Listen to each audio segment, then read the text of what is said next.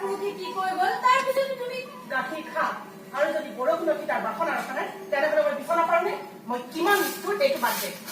নহয় মা তুমি নিষ্ঠুৰ নহয় মইনো ক'ত ক'লো তোমাক নিষ্ঠুৰ বুলি তই কোৱা নাই মই কৈছো গাখীৰ খা মা তুমি ভাবিব পাৰিছানে আজি মই কিমান সুখী মই একো ভাবিব নোৱাৰো এতিয়া মোৰ বহুত কাম আছে নুঠিবা এনেকৈ থাকা ৰাজ্যৰ ফালৰ পৰা তোক সন্মান দিব তেওঁ ৰাজকবিৰ মৰ্যাদাপূৰ্ণ আসনত বহিব সেইজন ব্যক্তি যাৰ ওচৰৰ মানুহে কোনো দিন বুজিব চেষ্টা নকৰিব যে ঘৰে বাহিৰে কেৱল লাঞ্ছনা আৰু প্ৰতাৰণা পাইছে মা